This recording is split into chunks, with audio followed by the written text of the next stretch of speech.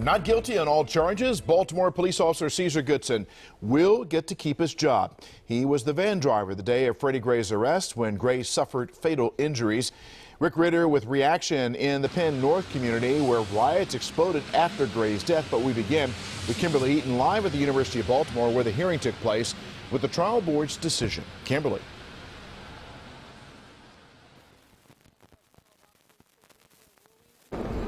Ducking out of the back door and into a waiting car, Officer Cesar Goodson dodged cameras and the final wave of possible punishment for his role in Freddie Gray's arrest. He drove the police van where Gray suffered deadly neck injuries and faced firing because of it. After 6 days of disciplinary trial, a panel of officers read their ruling in just 3 minutes, finding Officer Goodson not guilty on 21 administrative charges. Most of those charges grew from a police policy issue just days before Gray's arrest, requiring officers to seatbelt prisoners.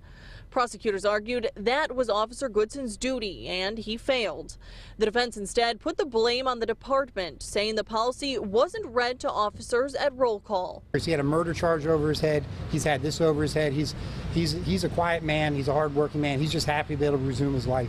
In 2016, Officer Goodson was acquitted of criminal charges tied to Gray's death. He is the first of 3 Baltimore police officers facing firing to go to administrative trial.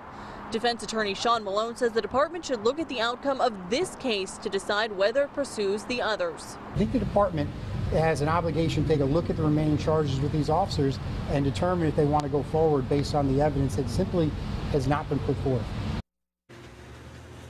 And Police Commissioner Kevin Davis did respond to that just hours ago, writing to WJZ, quote, 2 administrative hearing boards remain and we will stay the course for the remainder of this process. The police union also issuing a statement today reading, no member of the Baltimore Police Department intentionally injured or caused Freddie Gray's death, calling it a, quote, unfortunate accident. Reporting live in Baltimore, I'm Kimberly Eaton for WJZ. All right, thank you, Kimberly. Now let's check in with Rick Ritter. He is live in the Penn North community. He has reaction to that trial board's decision. Rick?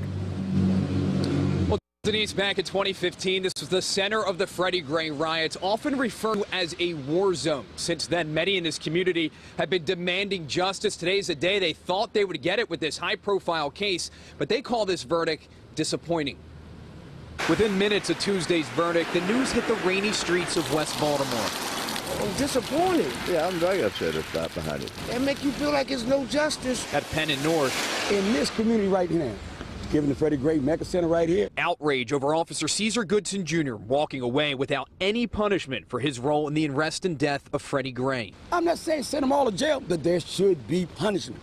It sends a terrible message to the community. Disappointment on the west side of the city, that's evident. It's just sad that he gets the chance to just walk away from this like it never happened. Frustrations that have been boiling for months. When you have seen police officer after police officer be let go, continue to run high. At the end of the day, that young man did not have to die.